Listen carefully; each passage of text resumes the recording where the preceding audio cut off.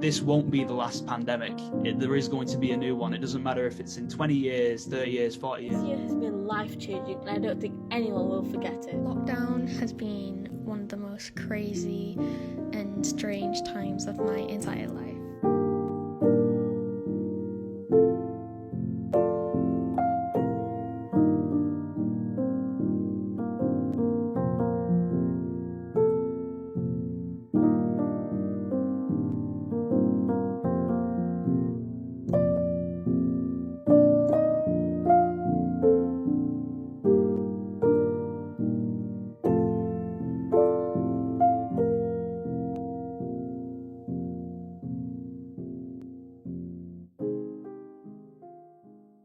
Well, we knew we were going to do a participatory action project, so we had conversations about how we would recruit young people. But because we were bringing young people together from across different areas, we needed to be quite pragmatic in how we did it, because there were issues around how young people can travel independently, around safeguarding, etc. Some of the young people who we'd actually met with in Euphoria had already we'd already talked to them about kind of the focus and using Make Your Mark. When we'd been working on Output 1, we'd formed a relationship with Wigan, Bury and Rochdale, and the students had gone to take part in sessions in those three areas.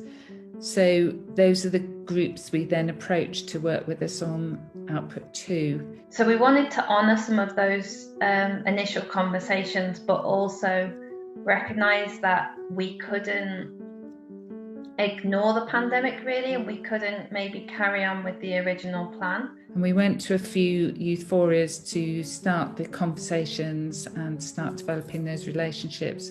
But obviously the pandemic struck and the work stopped. Hello, today I'm going to give you a COVID-19 yearly rundown. Starting off this year, COVID cases began rolling in by the day, and eventually in the UK lockdown 1 began. Lockdown, social distancing, Tier 4, masks.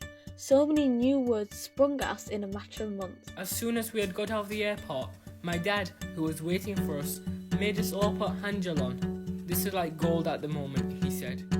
Lockdown 1 lasted for 6 months and included schools being shut, shops being closed, jobs being lost, and every day for 6 months Boris Johnson giving a daily COVID briefing. Lockdown also took away communication. Everyone was trying to stay in touch, but it's hard to when you can't even leave your house. Then in October, a new tier system was announced, which caused a huge financial situation for places such as Greater Manchester.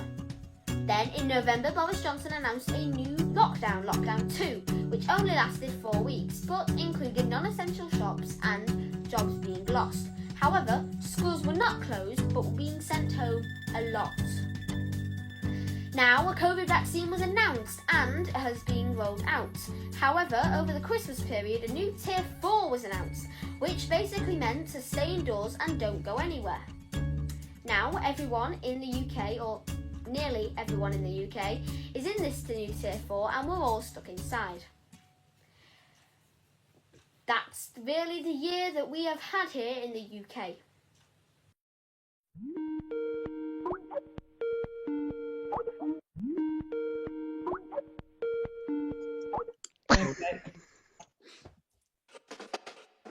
Slow down, can you see Jan? Yeah, smile. That's better.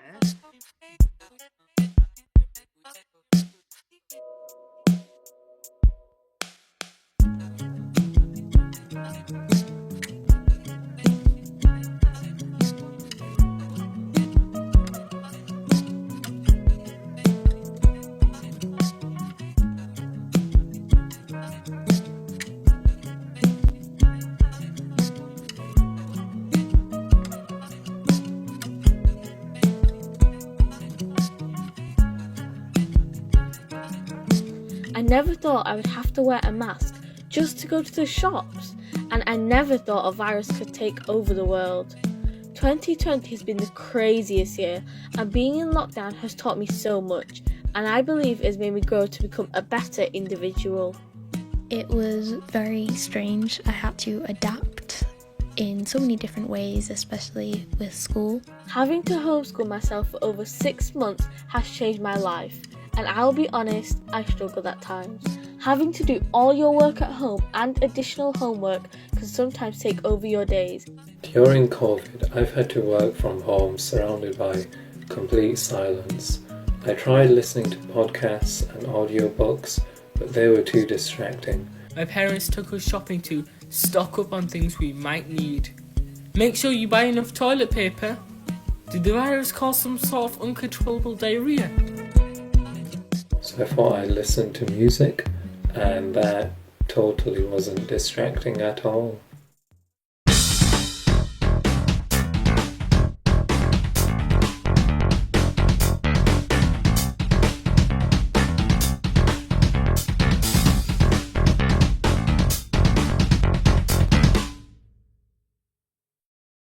So imagine me in March after all this, hearing that GCSEs have been cancelled. It was a horrible experience. One challenge I know everyone faced was how to keep busy. Lockdown confined us to our houses and boredom kicked in. Despite this, I managed to keep busy by trying new and fun things and by improving on my skills and ambitions. My parents tidied up the garden and redid a room in the loft so that me and my brother could have somewhere to walk and play. Although lockdown stripped me of so many things, it also gave time to me. Time to adapt, time to learn, time to change, and time to grow, physically and emotionally. I liked that I could organise my time and just get on with my work without other distractions. I liked that I didn't have to go outside and didn't have to wear my uniform. During lockdown, through Youth Cabinet, I learnt Spanish and sign language. I did this because I wanted to learn some new skills, and it was a creative thing to do to bring some positivity out of lockdown. During the first lockdown, the government cancelled GCSEs, which left me a lot of spare time on my hands, so I started looking for a hobby. I chose gardening. It's been fantastic for mental well-being, and I definitely recommend it.